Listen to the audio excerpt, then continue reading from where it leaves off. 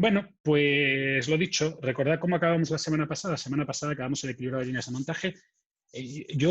Antes de empezar a retomar exactamente en el punto en el que estábamos la semana pasada, me gustaría hacer un comentario de algunos supuestos que estábamos haciendo en el equilibrio de líneas, ¿vale?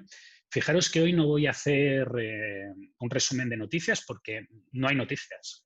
Y eso en las industrias se dice, hay un dicho que dice, no news, good news. Por tanto, good news. Todo el mundo está al día conmigo. Yo he contestado todos los correos que vosotros me habéis pedido. La información es completa. Vamos al temario. Y el temario que tenemos hoy es equilibrado de líneas.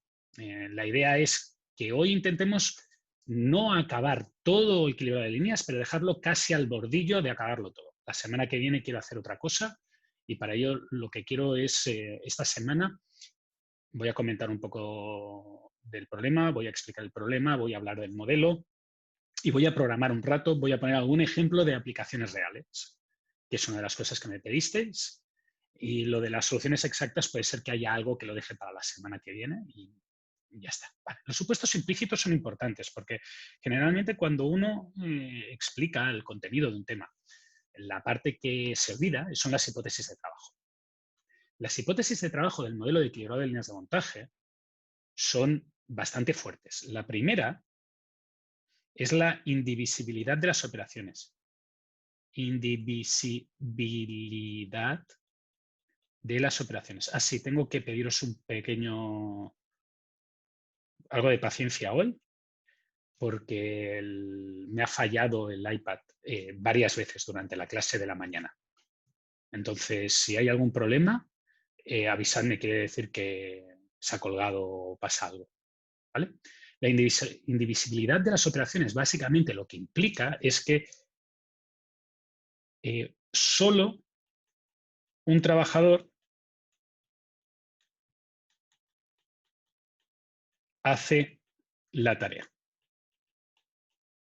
¿De acuerdo? Y por tanto, por ejemplo, si tenemos la tarea 1, la tarea 2, la tarea 3, la tarea 4 y la tarea 5, el trabajador 1, que es el que voy a pintar en amarillo, y el trabajador 2, que es el que voy a pintar en verde, y aquí parece que estoy utilizando el mismo material, por tanto voy a extenderlo.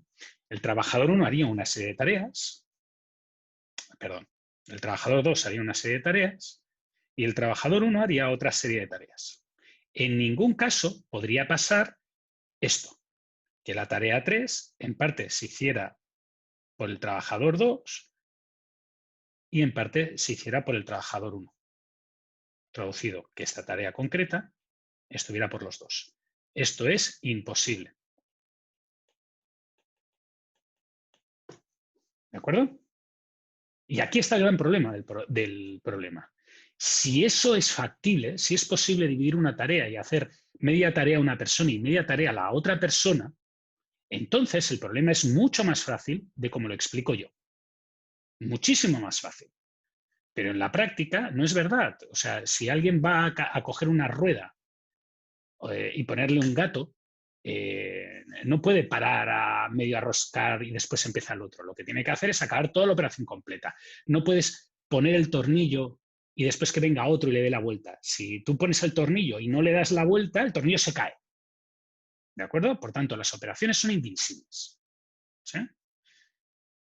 Lo segundo que tiene este modelo es que todas las estaciones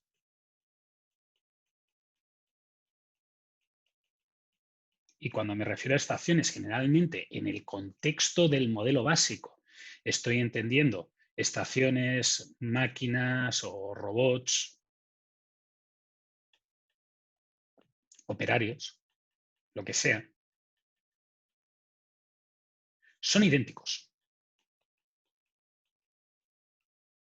No hay diferencias. Y esto, utilizando la jerga que ahora no se puede decir, porque por suerte ahora tenemos una cosa que se llama...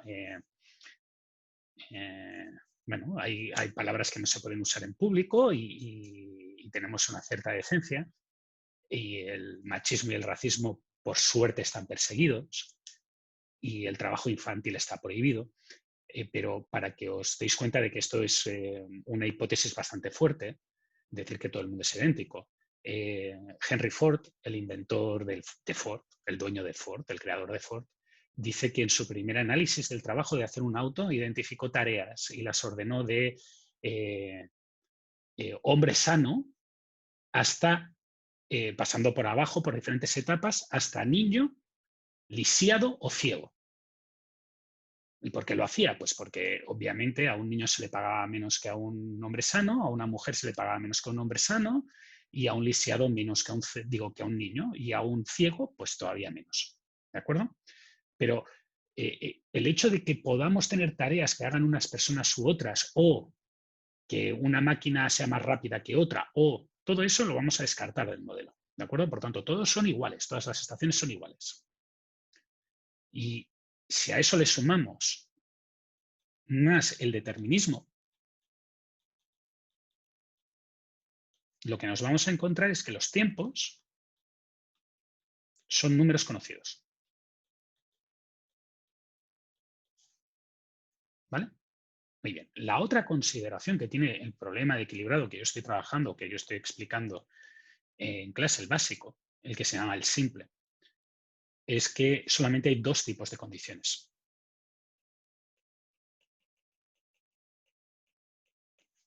Unas condiciones que definen la estructura tecnológica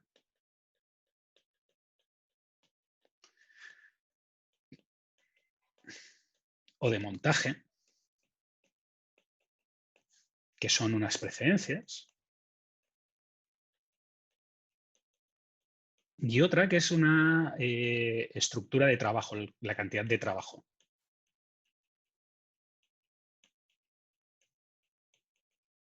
Que es la suma de la duración de los tiempos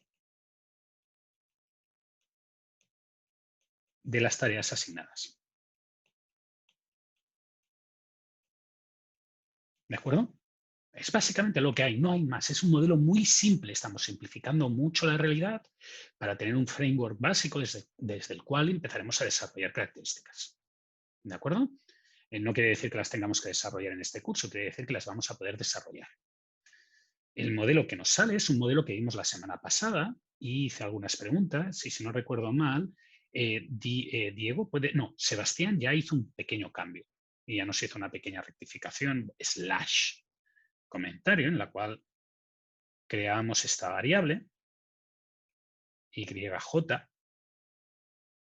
que era una variable binaria que estaba asociada a si se utilizaba o no se utilizaba la estación, y por tanto aquí teníamos un minimizar sumatorio de j igual a 1 hasta n de YJ.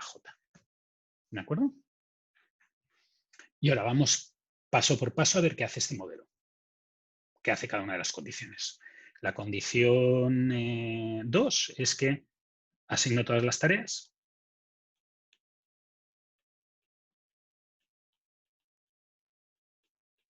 La condición 1 son estas limitaciones de carga de trabajo, que básicamente lo que está diciendo es que la suma de trabajo en la estación J es 0 si no se usa la estación J, y C, que es el tiempo de ciclo, el tiempo máximo disponible,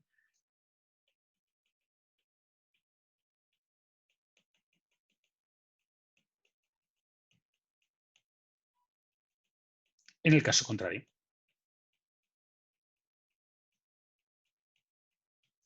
¿De acuerdo? Finalmente, el hecho de que yo diga originalmente en el punto 1 que las tareas son indivisibles, que las tiene que hacer una única estación, una única persona, nos lleva a esto de aquí. ¿Sí? Que es que las variables son binarias. Trabajador o estación J hace tarea I, sí o no. Y la restricción 3 lo que dice es que si I' es predecesora de I, se hace antes o en la misma estación. Y para ello se utiliza un pequeño truco, que es este de aquí, que es un truco que podéis utilizar en general, no es único de equilibrado, es un truco que lo que hace es transformar variables binarias en su entero equivalente.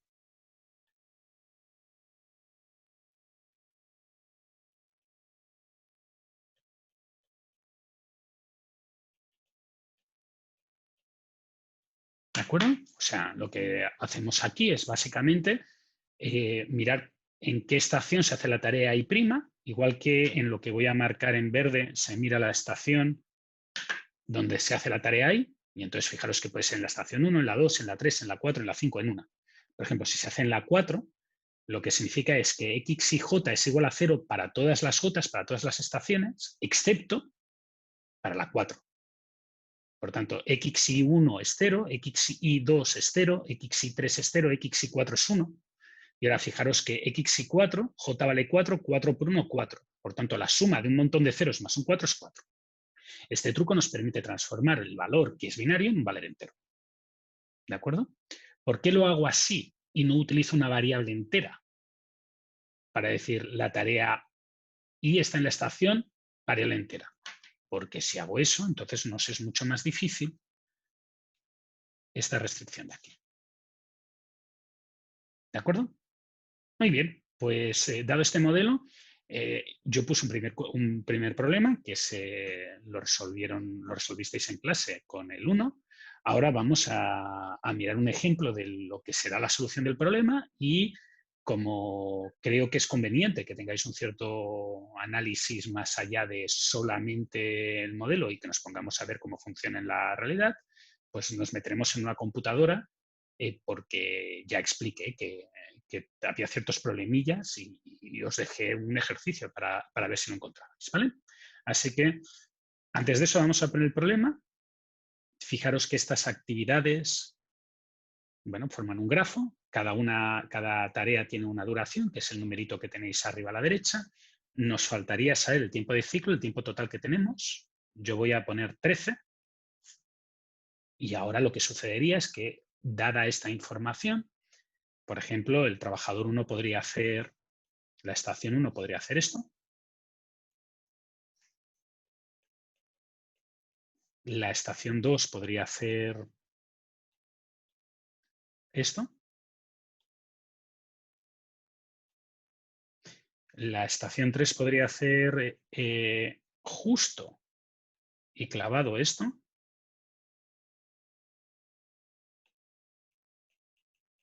Y finalmente la estación 4 podría hacer esto.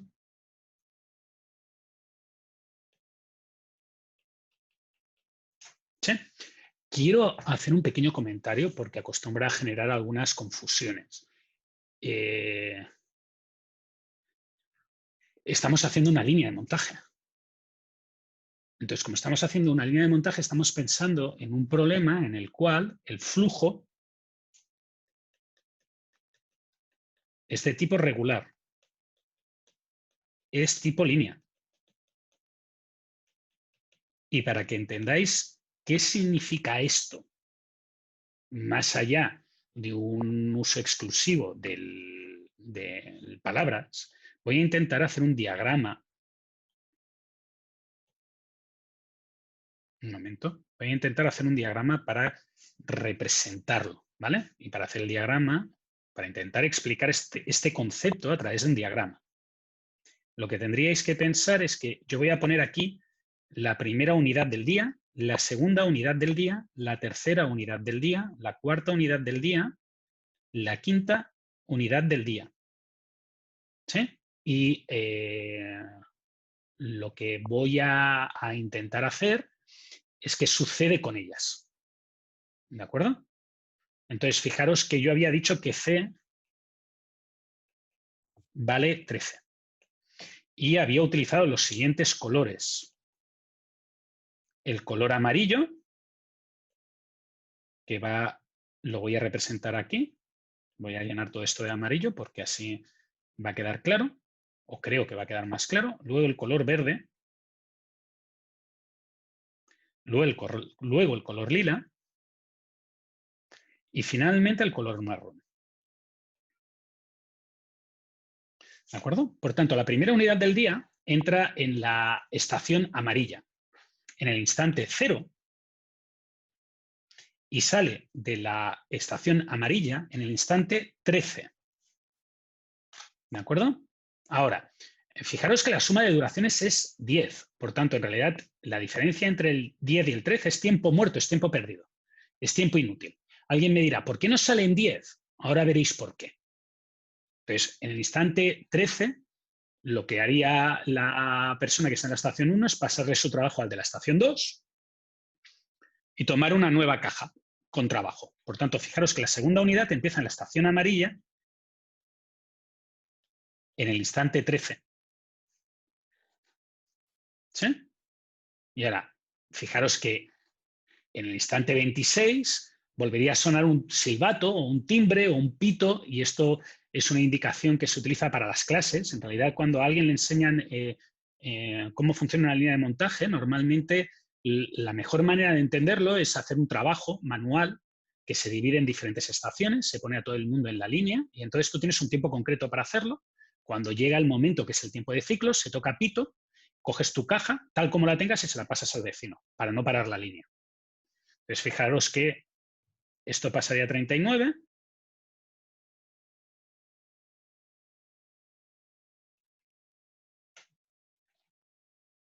Y ahora es el motivo por el cual hay que darle 13. Porque el cuello de botella está aquí y aquí. Estas tardan 13. Entonces, al final va a salir una unidad cada 13 unidades de tiempo.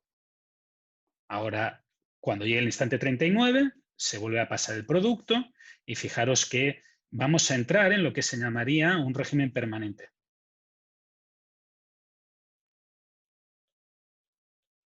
Que es que ahora, a cada 13 unidades de tiempo, va a salir un producto. Por tanto, ahora en 52, en 65, 52, 65, 52, 65, 52, 65, y fijaros que ahora cada 13 sale uno.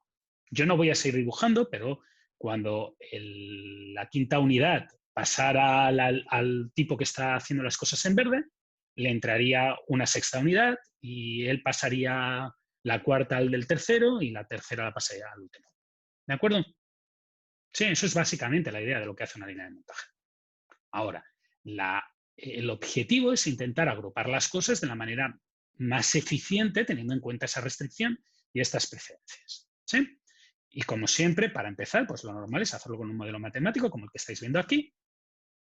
Y es el primer modelo matemático que yo voy a poner. Y como siempre, pues el contenido de lo que yo voy a explicar ya lo he subido a webcursos, ya lo tenéis, está en la página en el GitHub. Si entráis en el GitHub del curso, veréis que antes solamente teníais una sección que estaba asociada a scheduling y ahora tenéis una asociación que pone SALP. Y aquí tenéis el material de SALP. Y como en la otra ocasión, pues yo tengo un Jupyter personal en mi casa. Aquí tenemos el sal.ipython.env. ¿Sí? Esto va a tardar un rato en ejecutarse, así que lo que voy a hacer es, le voy a dar a que genere mientras calcula. Parece que ya había compilado algo. Y ahora, recordad que yo dije que este modelo, el modelo que había puesto en las láminas, era un modelo que tenía un problema. Así que ahora vamos a intentar analizar el problema. Este modelo tenía un problema. ¿Alguien, antes de que él me ponga con la solución, alguien ha pensado cuál era el problema y lo ha podido detectar? ¿Me lo podría decir? Porque llevo 52 minutos hablando, digo 22 minutos hablando. A lo mejor alguno de vosotros quiere romper el silencio. ¿Algo? ¿No? ¿Nadie? ¿Alguien puede dar señales de que está vivo? Sí, ¿Sí? estamos acá. Ahí Estamos, saca, estamos. seguro. Estamos, Estáis. profe. Bueno, yo tengo que preguntarlo, ¿sabes? Es que se me hace solitario esto. ¿Nadie se le ha ocurrido cuál podría ser el problema? ¿No? Bien, vamos a volver a lo del modelo matemático. Y ahora lo primero. Generalmente los datos no los tenéis que escribir en Python o en Julia o directamente como un dato metido dentro del código. Hay que separar los datos del programa. Entonces, generalmente los datos se leen de una base de datos. Yo, por comodidad, en vez de leerlos de una base de datos, pues los leo de un archivo de texto. Y el archivo de texto, en este caso, se llama Bowman 8, que tiene 8 tareas. ¿Vale? Es un problema chiquitín. Y es esta estructura de aquí. Y ahora lo que voy a hacer es leerlo. El primer número yo sé que representa el número de tareas.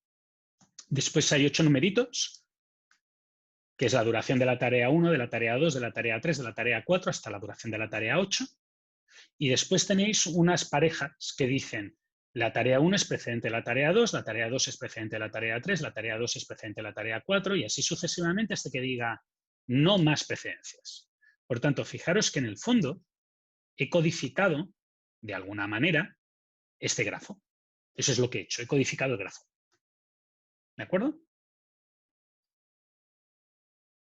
Y eso es lo que leo aquí. Primero el número de tareas, luego la duración y luego las precedencias. Alguien me puede decir, profe, aparte de esos datos necesita el tiempo de ciclo para el modelo que ha puesto, necesita la C. Y es verdad, el tiempo que le tengo que dar a cada trabajador lo necesito. Pero lo voy a separar de la duración de las tareas y de lo demás porque puedo usar un único grafo, puedo usar un único juego de estos valores y muchos tiempos de ciclo diferente. Y como lo voy a utilizar luego, pues he decidido ya empezar por ahí, tenerlo bien ordenadito y separado. Por tanto, esto de aquí es la lectura. Primero leo el número de tareas, luego dimensiono el vector de duraciones, luego dimensiono la matriz de precedencias, luego leo cada duración, teniendo en cuenta que van de la línea 2 a la línea 1 más número de tareas. Y luego leo las precedencias. ¿Y cómo leo las precedencias? La idea es, no hay un 1 o un -1, entonces hay precedencia. Pero si hay un -1, ya no hay que seguir leyendo. ¿De acuerdo? Y ahora, esto de aquí básicamente lo que lee es el primer número y el segundo número. Tarea primer número es precedente de tarea segundo número.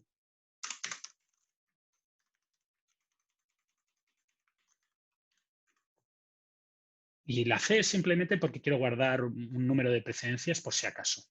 Aquí, aquí no lo uso. Lo he puesto, pero no lo uso. Ah, sí que lo uso. Esto aquí lo uso para identificar la línea. Línea, número de tareas, más 1, más qué precedencia toca. Estoy mirando. Por tanto, fijaros que la primera precedencia es la 10. 1, 2, 3, 4, 5, 6, 7, 8, 9, 10. Es la línea 10. Por tanto, número de tareas 8 más 1, 9, más 1, 10. Primera línea. Todo esto son trucos para leer el archivo de forma rápida. ¿Sí? Muy bien. Y la función básicamente lo que devuelve es la información que le he dado, el número de tareas, la duración y las precedencias. Las devuelve por separado. Y digo esto que es importante porque luego veremos en C otra manera de hacerlo. Es devolverlas juntas, hacerlo todo junto. Que es la manera que yo recomiendo en C. En Python y en Julia entiendo que puede ser un poco más difícil. Entonces, hacedlo como queráis. pero yo creo que si todos los datos forman parte de un conjunto, vale la pena que los tengáis ordenaditos. ¿Sí? Ahora, el modelo. Fijaros que al modelo sí que le paso el tiempo de ciclo. Le paso número de tareas, tiempo de ciclo, vector, duración y matriz de preferencias. Y ahora construyo el modelo, genero el conjunto de variables y aquí hay un pequeño truco que quiero discutir también con vosotros antes de empezar. Los subíndices o los rangos. Vamos a discutir, de nuevo, por si alguna vez tenéis que hacer un modelo matemático, es conveniente aprender qué es lo que se está haciendo en los modelos matemáticos difíciles. Y este es un modelo matemático difícil en el sentido de que para un ordenador es difícil de resolver. Muy bien. Fijaros que yo no sé el número de estaciones. Sin embargo, estoy intentando minimizar el número de estaciones y estoy haciendo un sumatorio para todo el tipo, para cualquier cantidad de estaciones. Es esto que tenéis aquí. Esta M. M es el número máximo posible de estaciones.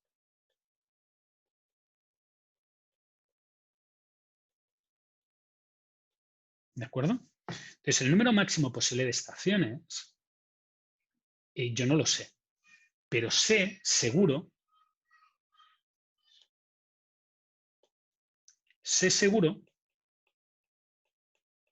que no habrá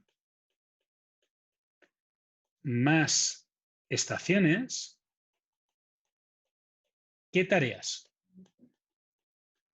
¿Alguien me puede decir por qué se puede demostrar o podéis indicar que esta propiedad es cierta? ¿Porque toda estación necesita una tarea? No. Porque, a ver, la estación define, digo, si no tuviera, si quieres presentarlo así, podrías decir que si no hay una estación, digo, si una estación no hace nada, pues eso implica que la tarea, digo, que no necesita estar, la puedes eliminar. Si no tiene al menos una tarea asignada, no, pues la eliminas y punto. Pero alguien te podría contestar, bueno, pero podría ser que una única tarea estuviera en 2 estaciones. Y entonces podrías tener infinitas estaciones, porque la tarea 1 la podrían hacer 84 estaciones. ¿Qué es lo que prohíbe o qué hipótesis prohíbe eso? Pues es la hipótesis 1. Esto dice que cada tarea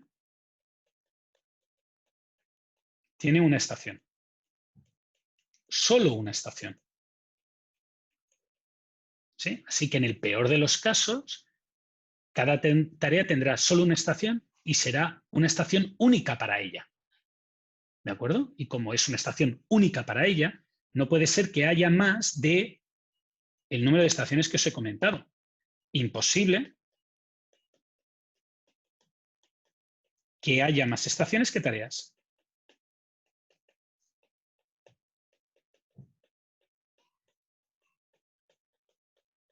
¿Puede haber menos? Sí, puede haber menos. Puede haber muchas menos. En realidad, uno podría intentar resolver el problema de forma heurística y decir, bueno, yo ya tengo una solución con 8 estaciones. ¿Para qué quiero buscar soluciones con más de 8 estaciones? Por tanto, en ese hipotético caso, uno no tendría que poner el elemento que nosotros estamos poniendo aquí, ni el elemento que estamos poniendo aquí.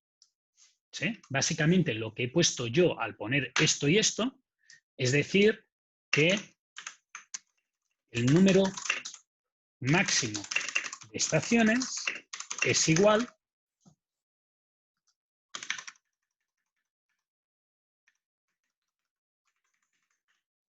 al número de tareas. ¿De acuerdo? Pero si vosotros ya supierais que tenéis una solución que tiene 8 estaciones, pues a lo mejor aquí os valdría la pena, en vez de poner eso, poner 8. Y eso significaría que tendríais menos variables y al tener menos variables el problema sería más fácil. No os engañéis. el hecho de hacer este preanálisis haría que el problema fuera más fácil. Menos variables, menos problemas. ¿De acuerdo? La variable X y la variable Y, minimizamos la suma de variables binarias de estaciones abiertas. Minimizo el número de estaciones usadas. Asigno cada tarea. Fijaros que esto lo hago diciendo que la suma para todas las estaciones de la tarea, que tiene que ser igual a 1. Por tanto, fijaros que hay una restricción para cada tarea.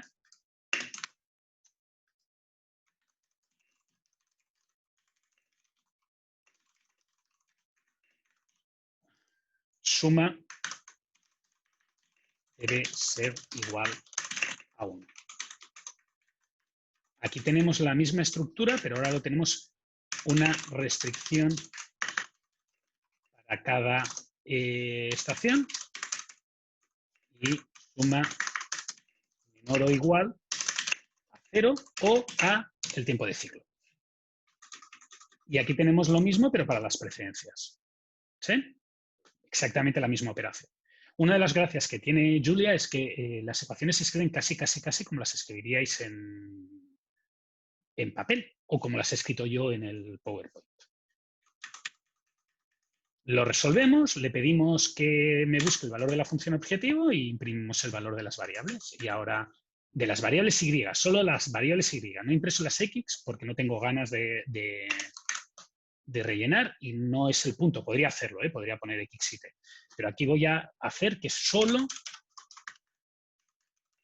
imprima variables de uso de estación. ¿De acuerdo? Voy a grabar y como le he comentado, me comentó un compañero vuestro, yo mañana o hoy por la tarde, digo por la noche, cuando acabe de la clase, lo que voy a hacer es subir esto a GitHub. Por tanto, lo podréis ver entero con los comentarios, no solamente la versión sin comentarios que tenéis ahora. Y si le dais a resolver, este modelo en este problema es muy pequeño y obtiene la solución.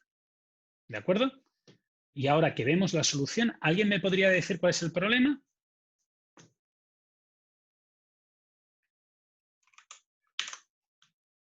¿Alguien ve un problema en esta solución?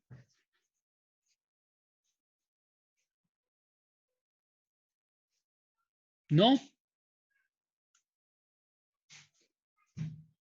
¿Todo el mundo le parece normal el valor que ha encontrado? La solución, no el valor de 5. Esto.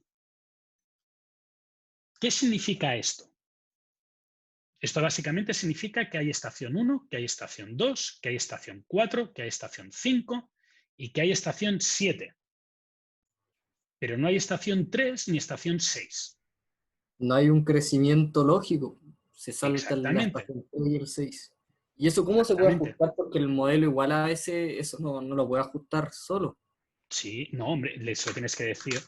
Restricción, Una restricción. eliminación, estaciones vacías. ¿Cómo? Por JIN 1 nt-1 constraint model y de j tiene que ser mayor o igual a y de j más 1. Ya está. Las variables, si existe una estación, tienen que existir las anteriores, las estrictamente anteriores. Por tanto, fijaros que esto sí que se cumple en el caso de 1, 2, 3, 4, 5. Cumple la restricción. La 6 vale 0. Perfecto. Pero en el caso de 1, 2, 4 no se cumple. Porque 1, 2 se cumple, 2, 3 se cumple, 2 es mayor que 3, pero 3, 4 no. Elimina esto. ¿Sí? Este tipo de restricciones son muy importantes en problemas difíciles. Me pasó cuando activaba trabajadores en un LP. No sé, en un Exactamente. Eliminan, esto es lo mismo, estás activando trabajadores. Sí. Le estás diciendo si el trabajador existe o no. Eliminan simetrías. ¿Sí? Tu variable de Y no recoge la realidad de orden. Para él, Y de 3, Y de 4, Y de 5 son independientes para un modelo matemático. Al añadir esta restricción, elimina o le da, informa de realidad de orden. ¿De acuerdo? Profe, Dime, Diego. dado el supuesto que dijimos que todas las estaciones eran iguales entre sí, Sí. claro, me está diciendo, creo que era la estación 1, 2, 3, 1, 2, 4, creo, no me acuerdo. 1, Claro, 2, 1, 2. 4, 5, 7. En el fondo igual me está diciendo que son 5 estaciones las que se van Sí, a activar, po. Igual sí. es como la solución, claro, formalmente está raro, No, pero es más grave que sea formalmente está raro. Es mucho más grave, porque para el ordenador, para la computadora, y ahora es cuando viene la clave de por qué es necesario informar del orden al programa con una restricción.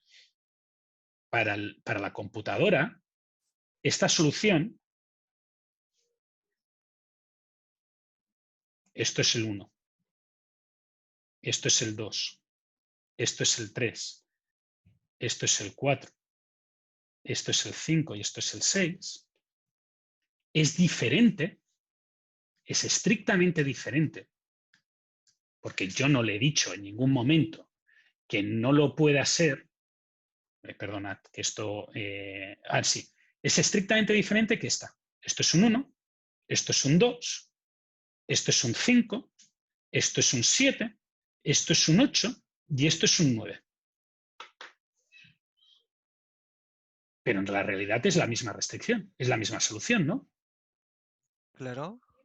Pues para conseguir crear eso, lo que tú tienes que hacer es romper posibles valores alternativos que en el fondo son idénticos.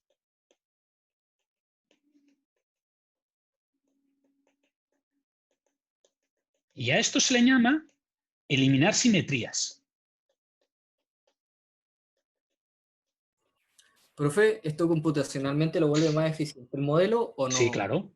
Claro, lo que hace es reducir el espacio de búsqueda. Reduce el espacio de búsqueda, lo hace más pequeño.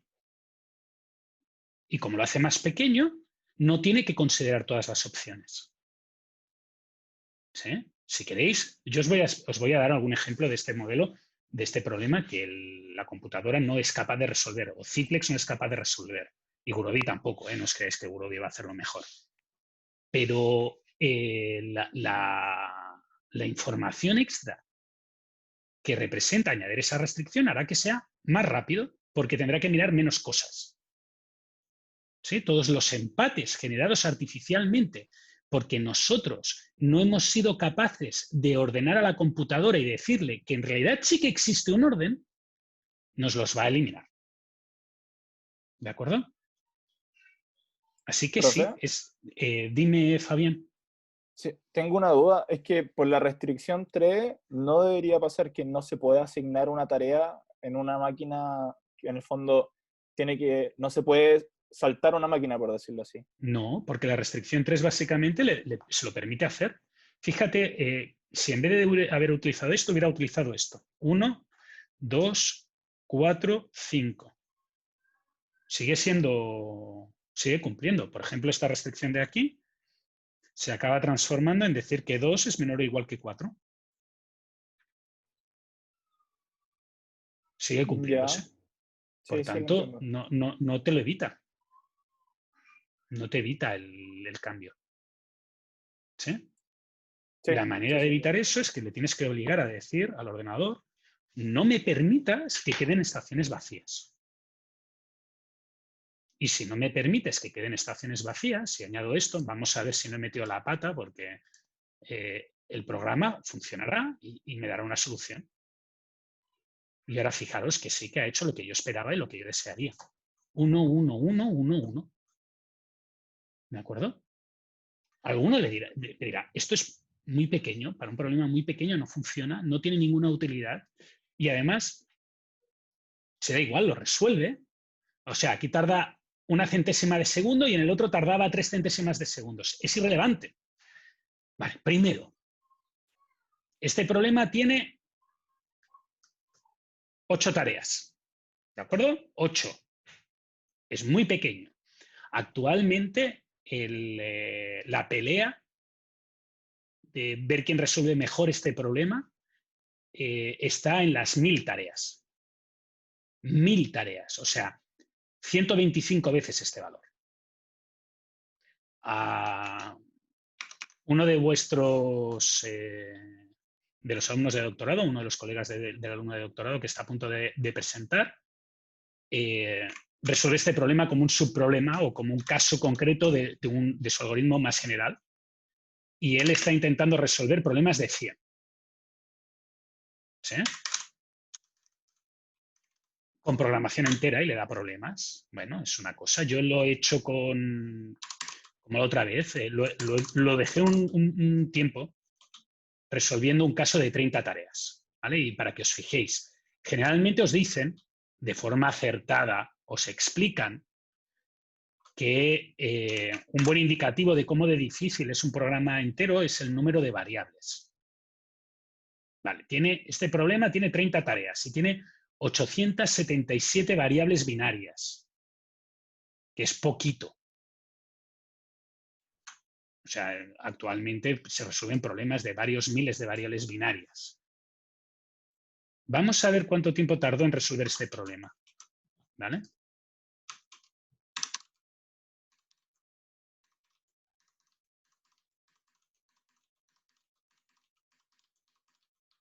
Sigue.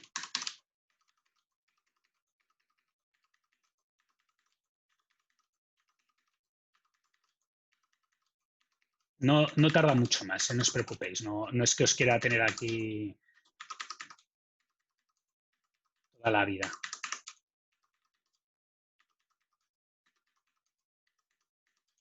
Vale, acabó. Después intenta resolver otro. Por eso sale este output. Acabó. ¿Y cuánto tardó? 24.700 segundos. Es... no lo sé. La verdad es que es mucho tiempo. Debe de ser como 8 horas, 7 horas. Y hay otro ejemplo con los mismos datos, pero con otro tiempo de ciclo, que el ordenador se me reseteó después de 3.000 segundos y aún estaba ahí con un gap del 9%. ¿Vale? Por tanto, fijaros que es un problema difícil. Es un problema que puede parecer muy fácil, puede parecer muy tonto, pero matemáticamente no es trivial y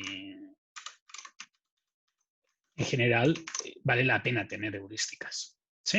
Y fijaros que incluso si lo queréis resolver de forma óptima con PowerPoint, digo con el Ciplex o con Gurobi, si vosotros sabéis que tenéis un valor que es, yo qué sé, 5, como el caso anterior, lo único que tendríamos que hacer aquí, en el modelo matemático, es decirle, yo no quiero soluciones peores que 5.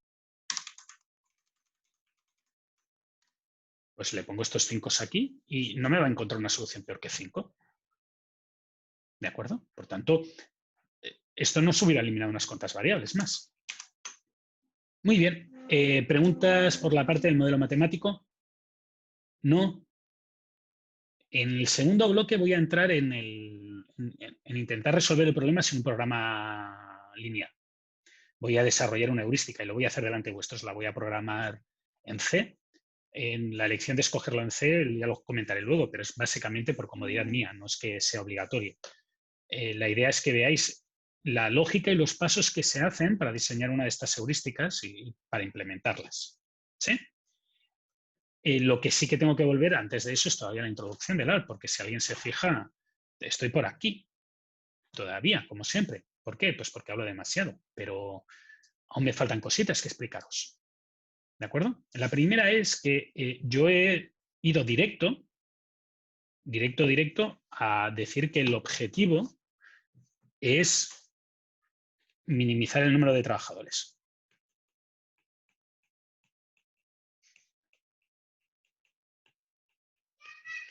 pero eso es unfair. ¿Y a qué me refiero con que es unfair? Pues que no es exactamente correcto. Hay varias maneras de plantearse el objetivo.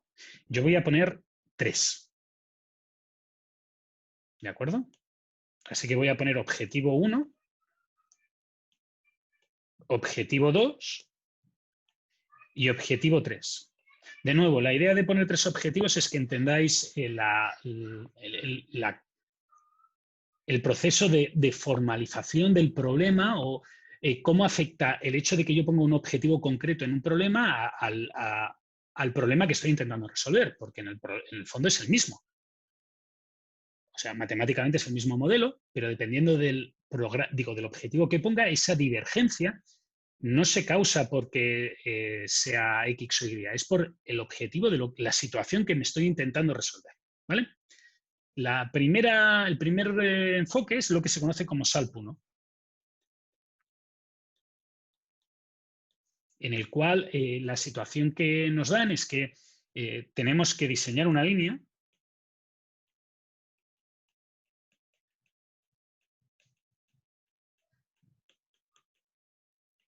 que produzca X unidades al día. ¿De acuerdo? Y este problema equivale al modelo visto con anterioridad.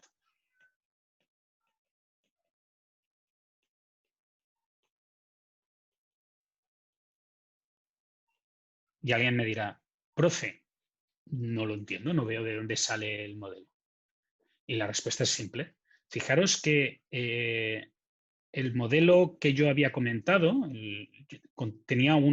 tenía los datos de cómo se tenían que hacer las cosas, sus duraciones y demás, y tenía un valor que era la C, que era la cantidad máxima de trabajo en cada estación.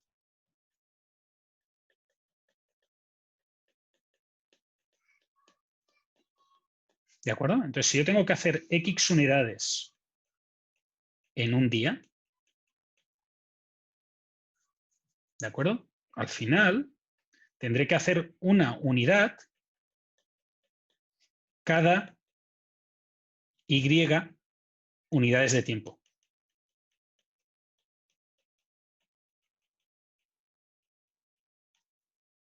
Es más, si me permitís, y recordando lo que habíamos dicho con anterioridad, en vez de ponerle Y, le voy a poner C unidades de tiempo.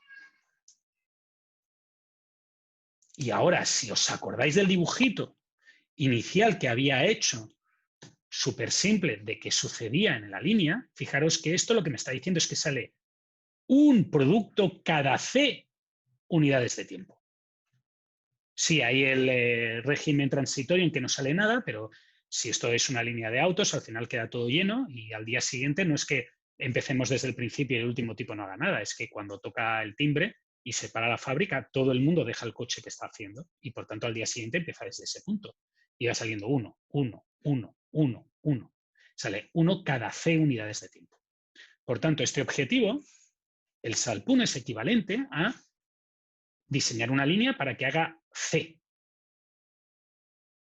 Y la pregunta o el objetivo ahora, dado que ya sé cuánto tengo que hacer, es hacer esa cantidad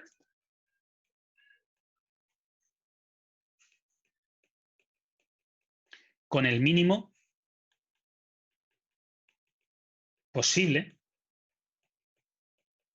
de recursos. ¿De acuerdo? Y el mínimo posible de recursos, dada la connotación de lo que yo tengo, es minimizar estaciones. Mi objetivo aquí no es intentar solamente ilustrar ese problema, es intentar ilustrar la lógica, el rational de pensamiento que nos lleva de uno a otro, de uno a otro, de uno a otro, de uno a otro. ¿De acuerdo? El objetivo número 2 cambia un poquito. La idea es que yo ahora sé el número de trabajadores y el equipamiento que tengo.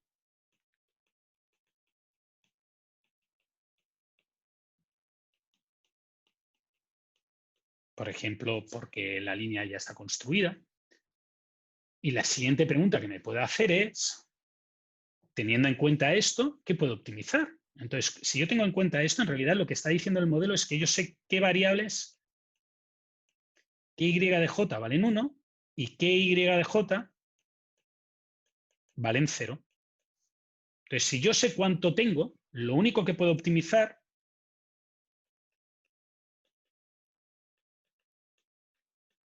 es hacer lo máximo posible.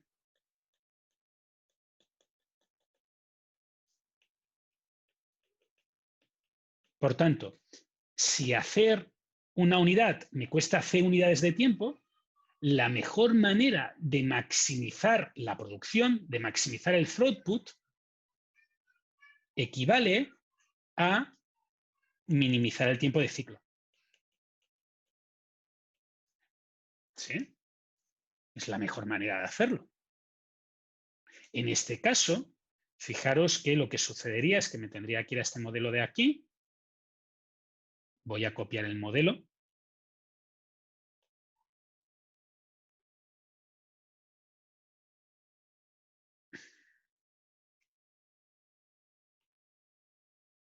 Y como C es conocida, esto ya está bien. Y esta función objetivo pasa a ser minimizar C, con C siendo una variable.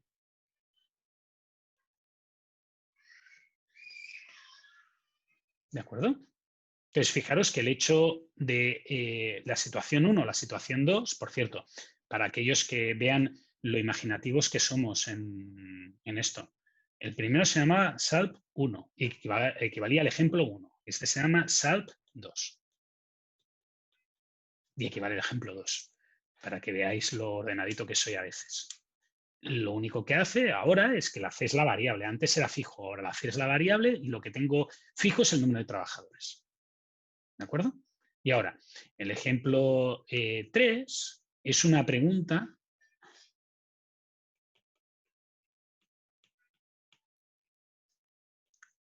en la que lo que nos dicen ¿es posible elaborar... Ay, señor. X trabajadores, digo, X unidades al día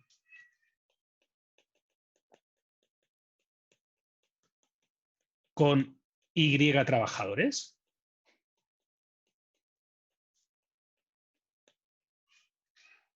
Fijaros que en este caso, esta X de X unidades al día se acaba traduciendo en determinar la C, ¿sí? Y el hecho de que yo sé los trabajadores se acaba transformando en que sé que Y de J valen 1 y que Y de J valen 0. Por tanto, ¿ahora qué me queda como objetivo? Pues como objetivo no me queda nada, no tengo objetivo. Este problema es un problema de factibilidad. Y equivale a esto.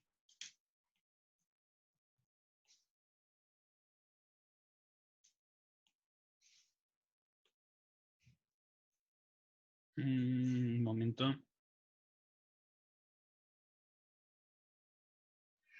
Que no tiene objetivo. Solo hay restricciones.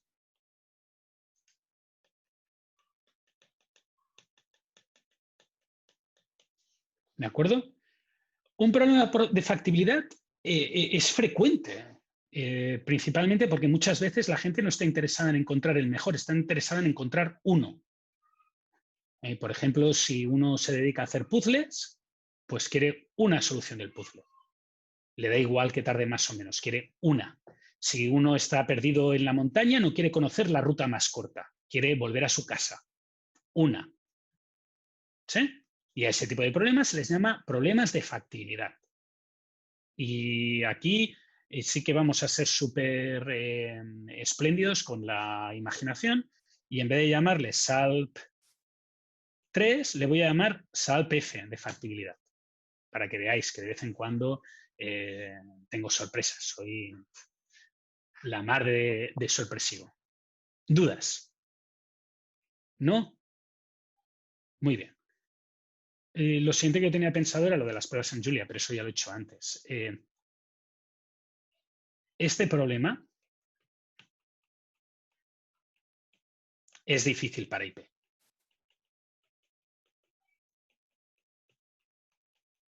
Y el motivo lo voy a dar luego. Lo voy a dar antes del descanso, por tanto me voy a saltar del ALP un momento a soluciones exactas y después en el segundo bloque lo que haré serán soluciones heurísticas. ¿Sí? No es trivial. Hay una razón por la cual este modelo falla y es conveniente también que tengáis una cierta intuición de los porqués. No solamente de, yo lo dejo en el ordenador, le doy al botón y da un valor o no da un valor y no me importa. Siguiente, relaciones. ¿Qué parecidos tienen estos problemas? Vale. En general, este es un problema, como ya dije la semana pasada, es un problema de empaquetado.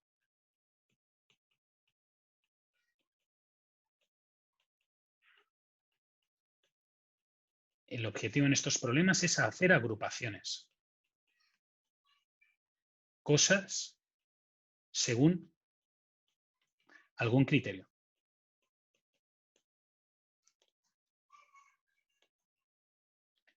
Hay varios problemas que son así. Y el primero que me sale a la memoria por vuestro gusto previo, el diseño de itinerarios es un problema. El Vehicle Routing Problem es un problema que tiene estas condiciones, pero no es el único. Hay el Bin Packing. Hay problemas con varias máquinas.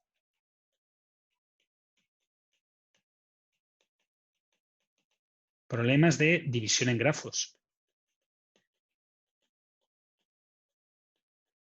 En todos estos problemas aparece una restricción que básicamente lo que dice es que la suma de usos tiene que ser menor o igual a una capacidad.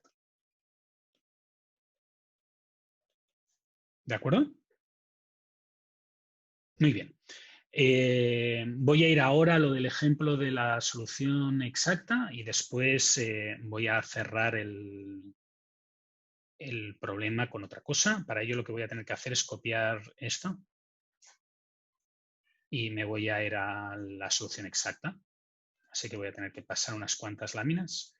Esto es lo que tiene las clases y los tiempos, que uno cree que va a tardar X y después resulta que tarda un poco menos, como hoy, o tarda un poco más. Así que, ¿cuál es el problema de los IPs? Vamos a ver esto. Este es nuestro maravilloso IP. ¿De acuerdo? Voy a eliminar las partes que no me interesan, que son los dibujitos. Voy a poner la variable Y.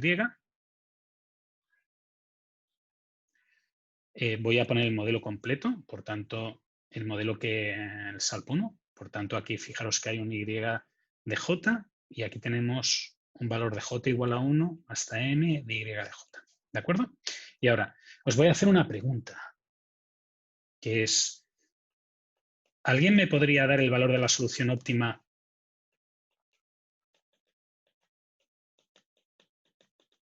sin resolver el problema? Y en realidad lo voy a hacer de otra manera, porque la solución óptima es difícil. Voy a eliminar esto y voy a hacer esto. Todo el mundo entiende lo que he hecho en el problema. He hecho lo que se denomina una relajación lineal. ¿Sí? Cuando yo escribo esto de aquí, no, lo voy a hacer aquí. Cuando yo le estoy dando a estas líneas que salen por aquí de Ciplex, en este caso no han salido porque he introducido esta condición. Cada una de las líneas que van apareciendo por aquí es que él ha resuelto un problema de programación lineal. El problema de programación que resuelve es el que os he enseñado aquí. Este de aquí. ¿Alguien me podría decir cuál es el valor óptimo de este programa lineal así al ojo? Yo lo sé, puede ser que sea también por abuso, pero la solución óptima de este programa lineal es esta.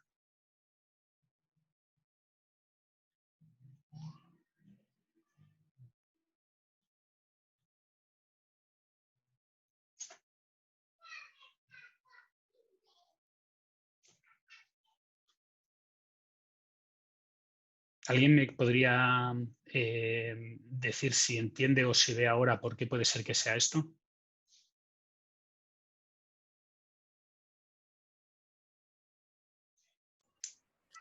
O sea, como que se distribuyen todos los i parejos, como que se calcula el promedio. No. No Porque exactamente. eso sería el valor de la función El valor objetivo. de la función objetivo. Esto sería el valor de la función objetivo. Ya. ¿Vale? ¿Y por qué es así? Vamos a plantear una solución que haga exactamente eso y para ello lo que voy a hacer es irme a esto de aquí, lo voy a copiar y lo voy a pegar en el sitio donde quiero pegarlo, que es en el ejemplo, que es aquí. ¿Vale? Y ahora fijaros que yo lo había hecho con c igual a 13. Por tanto, lo que estoy diciendo es que la solución óptima de este problema es 5 más 5 más 6 más 6 más 4 más 4 más 5 más 2 más 9 más 2 dividido entre 13. ¿De acuerdo? Y estos son 10 más 12 más 26 son 48. 48 dividido entre 13, que no sé cuánto es, pero creo que esto da 3, algo. 39, 9 entre 13, eso debe ser algo así como 3,70 y algo.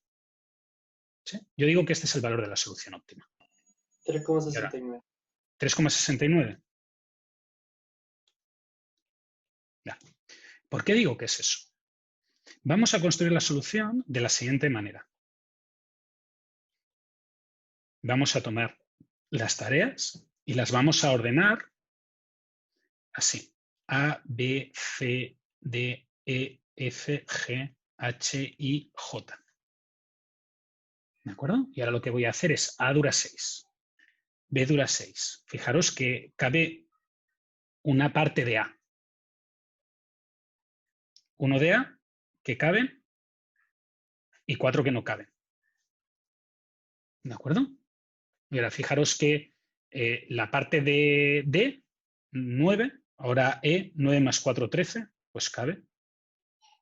Ahora me voy a F, que son 5, y G, que son 4, y H, que son 2. Esto suma 11, y 2 de I, que son 13. Y ahora 7 de I y 2 de J, que son 9, que irán a la cuarta estación, y aquí quedarán 4 libres. Alguien me dirá, profe, no entiendo qué está haciendo. Un segundito. XA1 igual a 1, XB1 igual a 1, XC1 igual a 1/5, XC2 igual a 4/5, XD2 igual a 1, XE2 igual a 1, y el resto lo podéis intuir.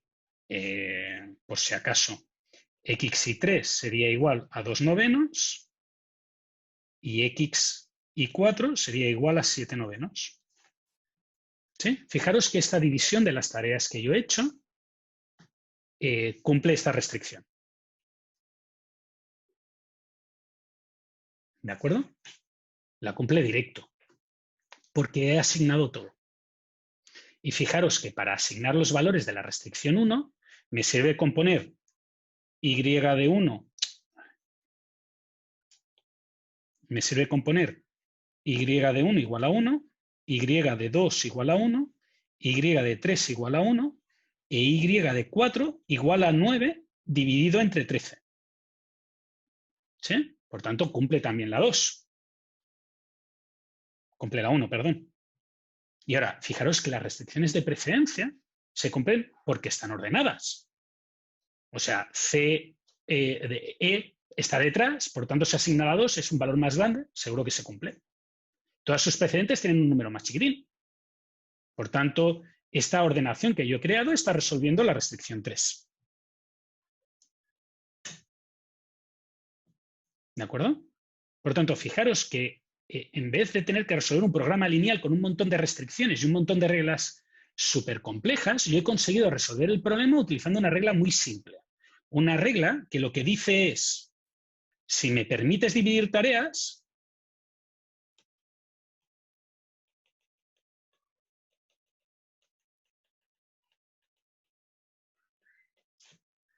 que es lo que hace el programa lineal, porque le permite tener variables reales en vez de binarias, si me permites dividir tareas, 1, ordeno las tareas por preferencias,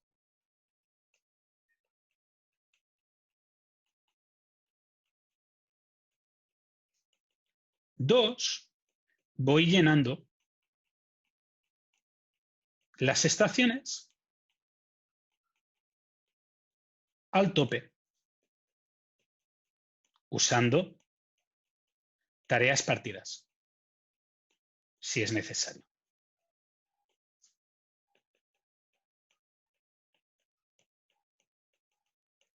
¿De acuerdo? Y esto tiene varias implicaciones. La implicación número 1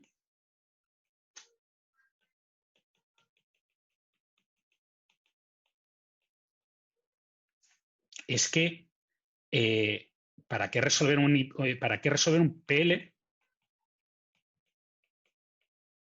un programa lineal, cuando puedo resolver una cosa más fácil?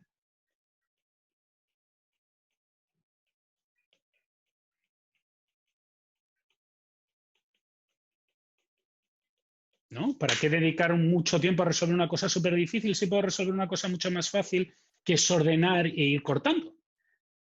Por tanto, todo el tiempo que le dedique en un programa lineal entero, en un solver, a resolver programas lineales, lo estoy perdiendo porque en realidad yo podría obtener el mismo valor que ellos haciendo una cosa súper sencilla. La implicación número 2 es que las restricciones de precedencia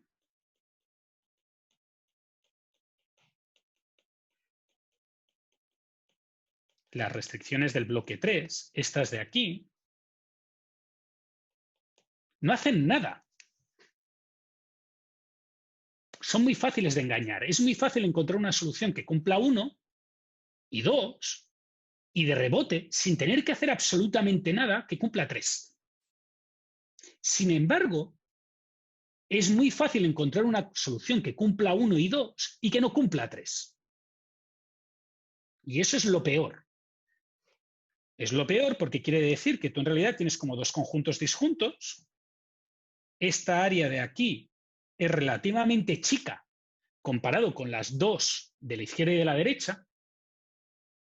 Y si tú te pones a buscar soluciones de aquí, es muy fácil caer en una solución que no forma parte de este conjunto interno, que es el que a ti te interesa.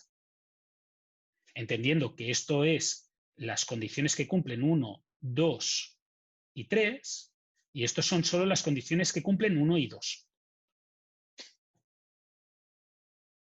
¿Vale? Y eso es desastroso. Desastroso. Hace que el modelo sea muy difícil porque otra opción que alguien me podría decir es, bueno, pues elimino las restricciones de 3 y resuelvo 1 y 2 y a ver qué sucede. ¿De acuerdo? Por tanto, en el fondo, lo que hace que explique que este modelo sea malo para la programación lineal entera es que tiene restricciones molestas,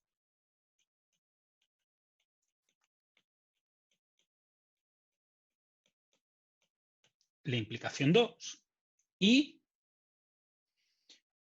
tiene una mala relajación lineal. aquellos de vosotros que hayáis trabajado con otros problemas de programación lineal entera, seguramente habréis oído decirle al profe que tenía una mala relajación lineal o una relajación lineal buena. Es un término que se utiliza para indicar si la diferencia que hay entre el programa lineal y el programa entero es grande o pequeña.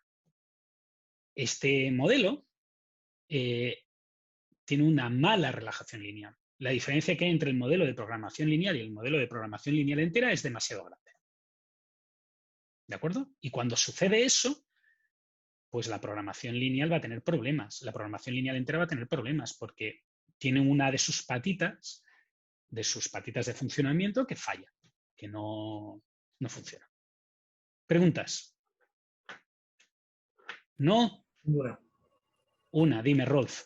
No, ninguna. Ninguna, seguro. Seguro. Bueno, pues voy a dejarlo aquí. Creo que os he dado la explicación teórica más aburrida de todo el curso. A partir de ahora la cosa es menos teórica, creo yo. Voy a empezar con un par de casos que he utilizado yo de equilibrio de líneas en los que me he visto implicado. Y después de eso me voy a pasar a intentar resolver el problema a través de la computadora con una heurística. Para que veáis cómo construir una heurística desde cero vosotros. Y me he comido más de 5 minutos del descanso. Igualmente empezaremos a las 5, porque quiero acabar a las 6:10. Es algo que me pasa. Tenéis suerte de no tenerme presencial, porque cuando era presencial, en alguna ocasión me había comido el descanso y me habían avisado los alumnos de que era hora de acabar la clase. O sea, había dado 2 horas y media y no me había enterado. Así que perdonad que os recorte el descanso. No os preocupéis, después a las 6:10 tenéis todo el tiempo del mundo para descansar y desconectar de mí. Gracias y nos vemos en 15 minutos. Yo volveré dentro de 10 minutos.